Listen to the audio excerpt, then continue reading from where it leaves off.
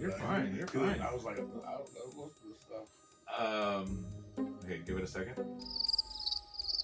All right, now we're gonna do 5 things you might not know about Ghostbusters. Number 1, Slimer. Do you know anything about Slimer? Like behind the scenes stuff. Oh yeah. Not really. Just know Slimer's awesome. Well, Slimer is apparently the John Belushi, in spirit basically form. That's why, like, if you see him, like, he's eating and stuff, those hot dogs and everything. You know what? And the character is, if you check out what's his name, Bluto on Animal House, and Slimer, they're kind of very similar. Right, so he died right before they made it. Excuse So me? it's like he was in Dan Aykroyd's head and put everything together. Right. So, yeah. Now that you say that, I feel like that's something that I've heard that didn't retain because it I, sounds I familiar. thought it was a neat little fact, you know. Yeah. Number 2, the theme song. I didn't know this until we started researching this, but I can't think of his name now. Parker, Ray Parker Jr. Yeah, he got sued by Huey Lewis for ripping off his background noise in beat to "I Want a New Drug," and Huey Lewis won. That's nuts, isn't it? Like, but if you listen to him back to back, that with the it's the same. Yeah. So I don't know if he actually stole it or not, but he got sued and won. So I mean, I guess legally he stole it. And Ray Parker Jr. came back and sued him. Oh yeah. Because he disclosed the amount he got from the lawsuit, which is part of the NDA, and then so, I'll sue you again. So yeah. You stabbed my back, I'll stab yours, kind of deal, you know. I know, ain't that a neat fact? Yeah. All right. Number 3, the title rights. Whenever I think it was Dan Aykroyd that pitched the idea, it was first called the Ghost Smashers, and then they changed it to the Ghostbusters. And there's a cartoon company called Filmation that made like He-Man and all that. But in the 70s, at some point, they had a live action thing called the Ghostbusters, where it was like a gorilla and 2 guys running around, you know, doing weird. I think I've heard this too. Yeah. And I used to watch the cartoon because right after that came out, they made a cartoon, Filmation did, and we used to watch it when I lived in Sebring as a little boy. We watched it on Fox 19, you know, and I liked it. It was actually kind of fun, but they called it the Ghostbusters, and it had a gorilla and they had a car that would change into you know, and it was weird because they like had glue guns or whatever, but they had the rights to the Ghostbusters, and that's why they made that cartoon.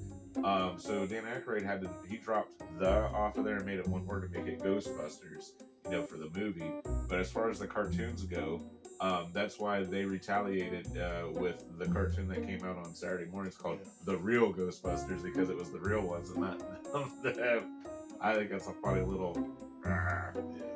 So I guess Filmation wanted to be able to do the cartoon for them, and they were like, no. So then they put out that cartoon.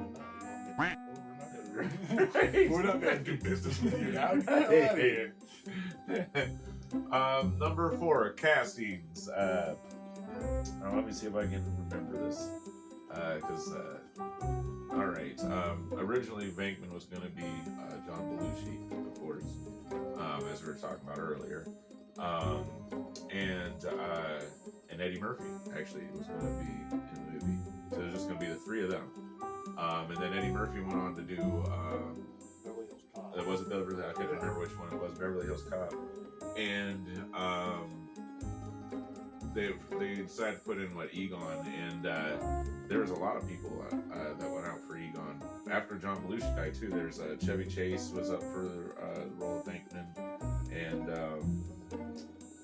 I'm gonna have to look at the notes, aren't I? Yeah, because I can't remember all of them. Let's see here. Oh, Michael Keaton. Michael Keaton was also Right. I'm gonna put the notes down here in case we need to get them again. Yeah, that's interesting. Because he, especially back then, was really a funny guy. Right. But I you know. thought he was known for comedies. Well, yeah, he did. Oh, He yeah, did. yeah. He did. But I mean, I feel like that was before. Was that before? What year was that? Ghostbusters. 84, 85. Yeah, so it was like I was thinking it was like 90, so he would have already been like Batman. Right, right. All right, let's pause for a second. Number 4, castings. All right, for Bankman, of course, it was supposed to be John Belushi, and they ended up he ended up dying, of course, so they ended up going with Bill Murray. I couldn't think of his name. But before him, they considered Michael Keaton and help me out here. Who was it? Chevy Chase. Yeah, Chevy Chase was on there for the roster. And I think that was it. Oh no, Egon. Egon too. They ended up adding Egon into the mix, and I know Christopher Walken was John Lithgow. John Lithgow. That would have been. I wonder how he would have done. He probably would have done well. Who else was there? Is there anybody else? All right. Well, I put that in. Matt, who are we missing? Thank you. All right, number 5, original idea. Original idea, we're going to go back to John Belushi again. It was Dan Aykroyd and John Belushi that decided to go ahead and start writing, or not writing, but came up with the actual idea for Ghost Smashers, you know. And their idea was actually in a, like, where you went into different dimensions. They were almost like a police force. Was how they originally had the idea. And then Harold Ramis, I couldn't think of his name for a second. Harold Ramis and Dan Aykroyd ended up writing a script for it. And then went from there.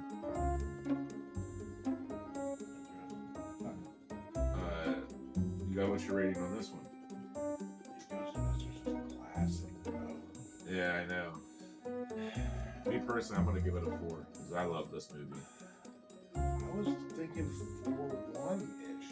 4-1-ish? I'm even putting it above Ninja Turtles just because it's so classic. We did act like Ray was a good thing. It's so good. Right. You don't forget Ernie Hudson. The name didn't come to my mind, and I didn't want to struggle with it, so I just got. You're racist. I'm definitely not racist. But I know you got some white friends. Yeah, that's a classic. I'll say 4-1. All right. What about you, Semi-Silent?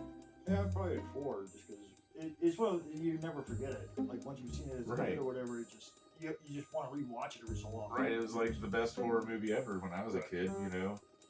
And even though it was so long ago, and like I say, like some stuff in like Ninja Turtles didn't age well, the Ghostbusters doesn't need to. Yeah, I guess not. No, because they have technology that doesn't work. I mean that not works, but I mean it's not what nobody knows it. Yeah, it's all stuff that they've pieced together, so it doesn't need to be some fancy right, or whatever. Right. And like, cause I watched that somewhat recently too. I watched both of them before.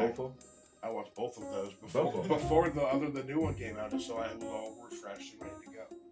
So. All right, I guess that's a wrap. Here, have some magic. Oh, that was a casting thing they brought up. Missed. What? Grace Jones was supposed to be Gozer. Oh yeah, I forgot about that. You know what? We just said it now. Yeah. Hey guys, I'd like to show you a trick where to demonstrate how magicians grow with magic and how their magic grows with them. I used to do this trick when I was about 9 years old. It's a variation of my Uncle Paul's trick he called the 4 Travelers. And you might figure out this first version, I don't know. With this though, when I was a kid, this is how we did it. We would take one card and we place it down on top of each one of the coins. Now with this one here, what we do is we give a little rub like this, and you see it would disappear and reappear under there with its buddy. This coin would go a little differently. We'd go 1, 2, 3, and it would go away. and go under there too with his buddy. Last one, we'll take like this, do a little rub, and it too now goes under there with its buddies. What'd you think? Is that cool or not? Leave it in the comments. All right, we're not done yet. Don't turn that off. Don't touch that dial. All right, now we'll go ahead and place these back down. And like I said, I wanted to show you how magicians grow with their magic and how magic grows with them. So I decided to go ahead and get rid of 2 of the cards. I thought, well, maybe it's too easy to know what you're doing when you have, you know, the 4 cards covering. So I decided to go ahead and just use 2 and 2, you know. And I found that sometimes, you know, if you go give it a little rub like this, and the light wasn't shining on them, they would trade places. Look at that. That one went there and that one went over there. Yeah, I didn't buy it the first time I saw it either. But I'm only joking. It's a bad joke, I know. But seriously, if you give it a little rub like this, we'll get one of the coins to jump over to that side. So I guess give another little rub. We get that one. And the last one goes over just like that. And that's the trick with the 4 half dollars and 2 cards. Now, I wasn't satisfied still. I thought, you know, if I was a real magician, which I'm not saying I am, but if I was, I really wouldn't need to need the cards at all. All I would need is my hands, you know. So I would do is I just cover the coins like this and cast a little shadow over top of them, like so. And the magic would just happen like that.